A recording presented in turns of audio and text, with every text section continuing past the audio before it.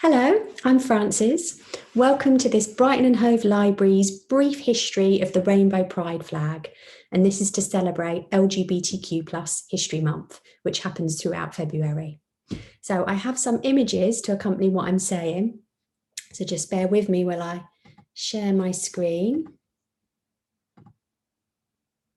So, a brief history of the Pride flag. And if you can see these pictures on this title page, they're all pictures that I've taken at various Brighton Pride parades over the years. So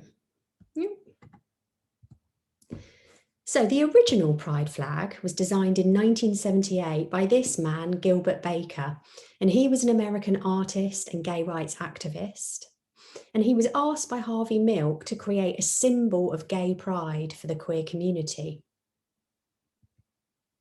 So as a little aside, Harvey Milk is himself a historic figure in the fight for LGBTQ rights in the US, which is why I just wanted to say a little bit about him. He was an American politician, and he was the first openly gay man elected to office in the history of California, and that was in San Francisco.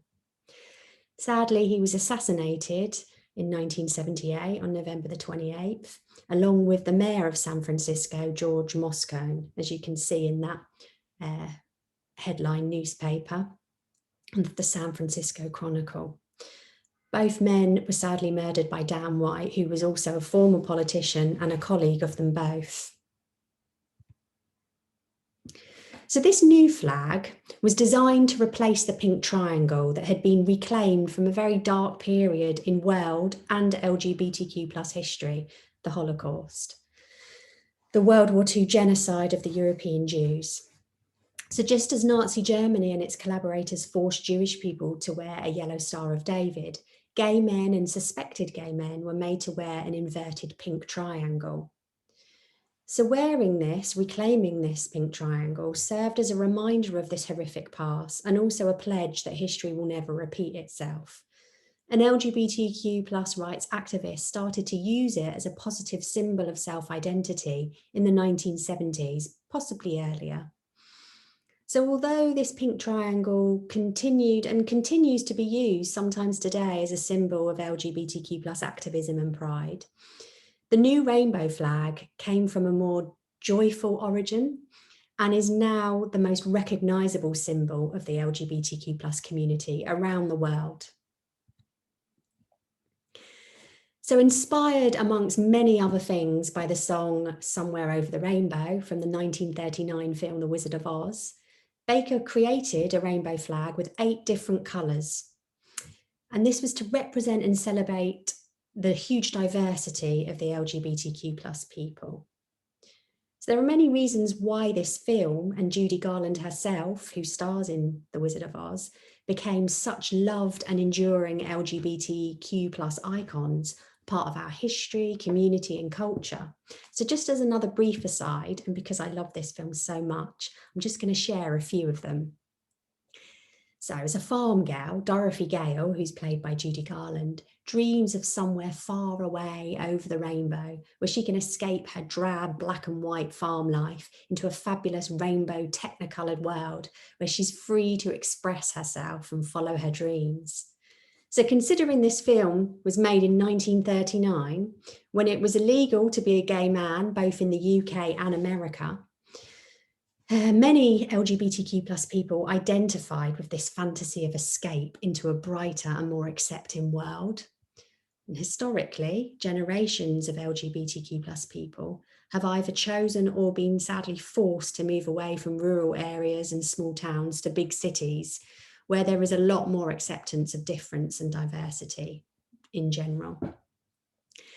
So in this new colourful world of Oz, Dorothy makes friends with the Scarecrow, the Tin Man, and the Cowardly Lion, who are all outsiders. They're all misfits in their own way, on their own journey of self-discovery. And the way the 4 of them create this kind of family, and the way Dorothy completely accepts and loves her friends, not despite of their differences, but because of them, mirrors the way in which many generations of LGBTQ people have created their own non-biological families especially when they have been rejected by their biological families. And finally, just another little bit on this film. You may have heard the expression, a friend of Dorothy, which was, and sometimes still is, a term that many gay men, and later more broadly, any LGBTQ plus person, used and might use to describe themselves and others.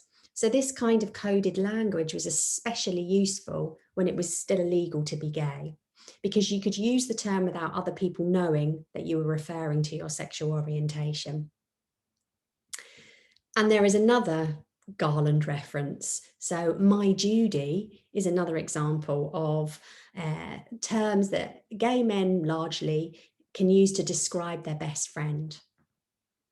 So that's a little bit on why The Wizard of Oz is such a meaningful film for LGBTQ plus communities. So as you can see, each colour in this new flag has a specific meaning. The hot pink at the top represents sexuality, red symbolises life, orange symbolises healing, yellow stands for sunlight, green represents nature, turquoise magic and art, indigo serenity or peacefulness and calm, and violet represents the spirit of all LGBTQ plus people. All things that are to do with LGBT life, existence, how we can thrive, be proud. And here's just a little short interview with Gilbert on the history of the rainbow flag, so we can hear about it in his own words.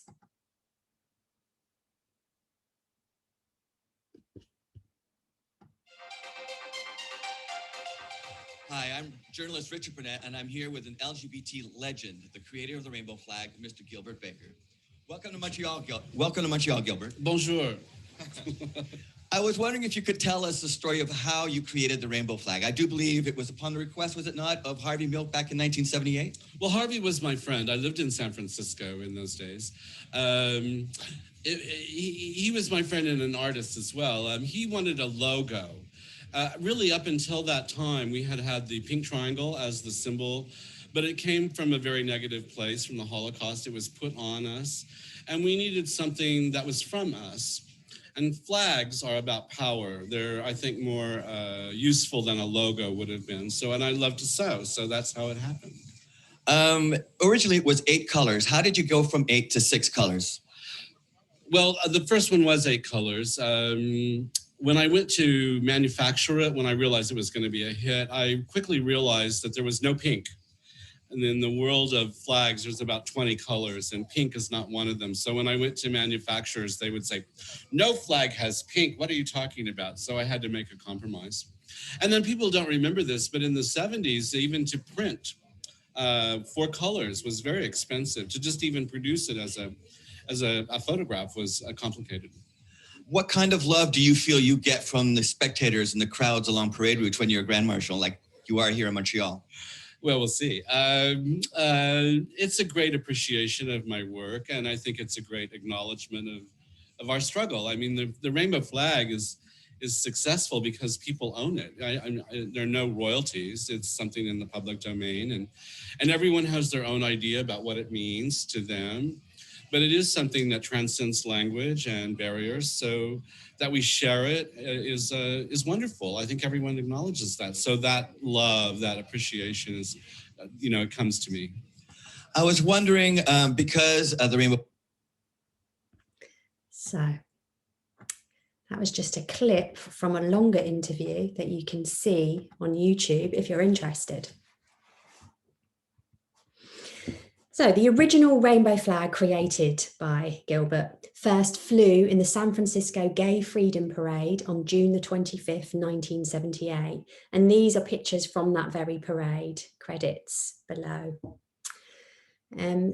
Following the assassination of Harvey Milk 5 months after this Gay Freedom Parade, the demand for rainbow flags greatly increased.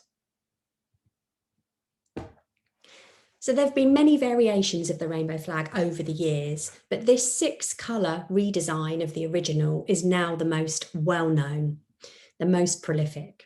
And it was created in '79, so just a year later, with just the colours red, orange, yellow, green, indigo, and violet. As he said in that interview you've just seen, the hot pink wasn't included because this colour fabric was impossible to find in the 70s. And then the turquoise was also removed to keep an even number of colours, so 6 colours rather than 7. And the symbolism of the colours remained the same as the previous flag. And as I've said, there have been many variations of the rainbow flag over the years, but there are 2 really important redesigns that I want to focus on here. So the first one is this one, the Philadelphia Pride flag, which was launched in 2017 as part of the More Colour, More Pride campaign, which you can see the logo in that corner. And this campaign was launched in Philadelphia in America.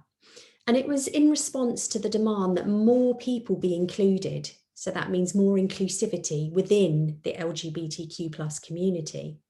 And the addition at the top of the flag of the black and brown stripes represent LGBTQ+ people of colour, who are often marginalised and experience discrimination even within LGBTQ+ communities. And here's a short clip about the origin of this flag and why it was important to redesign the rainbow flag.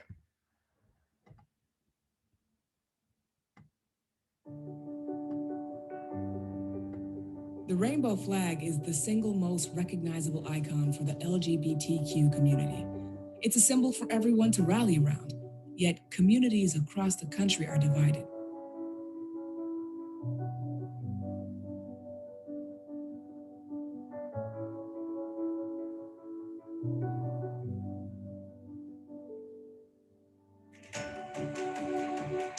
People of color have been marginalized, ignored, and even intentionally excluded.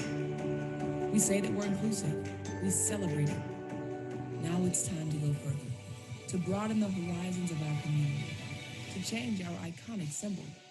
It's just a start, but it's a start. To not just talk about being inclusive, but to finally do it. Join us at morecolormorepride.com.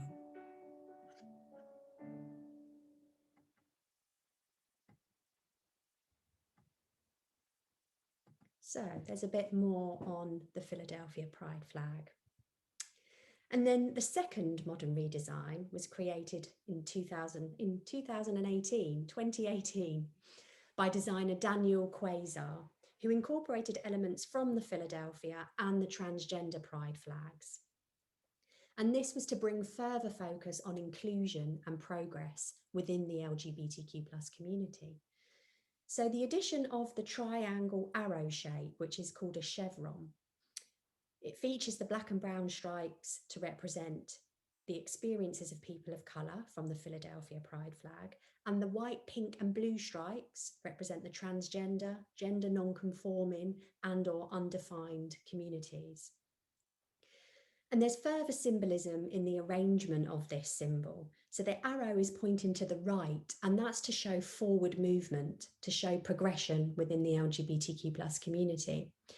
But it's important that the arrow's along the left edge to represent the fact that progress still needs to be made. So as that previous video showed, we still need to address inequalities and discrimination, marginalisation within certain groups, within LGBTQ+ groups.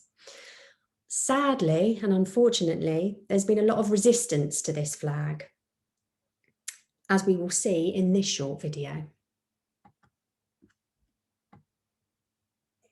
Recently, the city of Philadelphia and queer designer Daniel Quasar came up with 2 variations of the pride flag, adding extra stripes to highlight discrimination against people of color and trans people, important issues. And yet, since their introduction, I've heard a lot of white gay men say things like, "Oh, I don't like the new flag. It's ugly and divisive. The rainbow flag already represents everyone. We're all minorities." What are they going to do? Just keep adding colors until it represents everyone? If they really want to bring up these issues, they should just invent their own flag. Well, these comments completely miss the point. And to queer people of color like me, they often sound like, "Oh, I'm uncomfortable discussing racism and transphobia in my community. I'd rather just call the flag ugly and hope it goes away."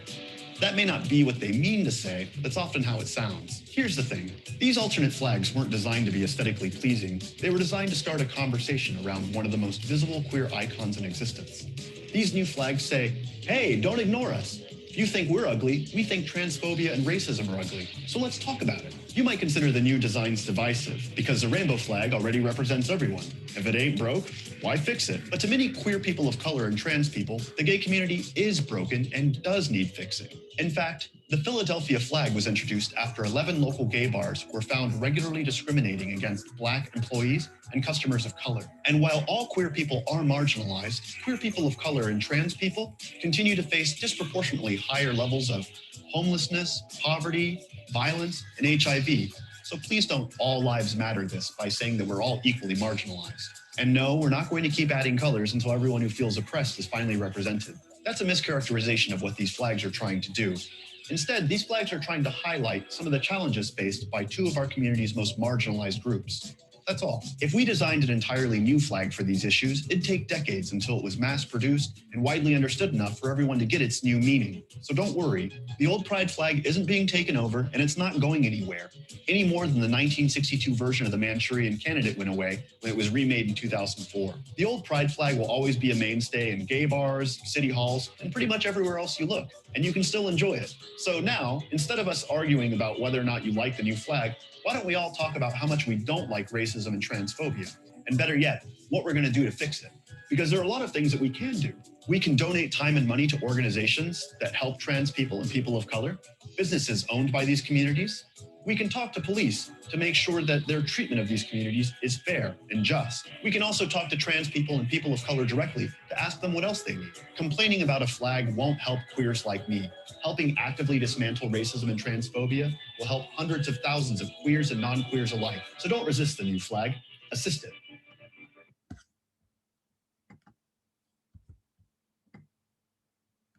So there you go, an excellent video, which again you can see on YouTube, is encouraging us to assist rather than resist progress, which is a good thing in my book.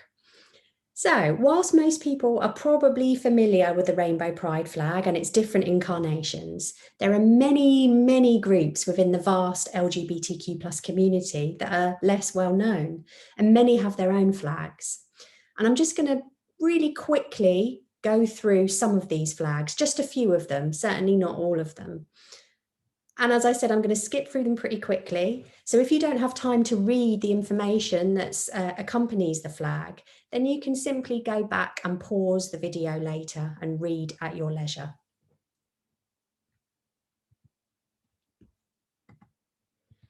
So this is the transgender pride flag,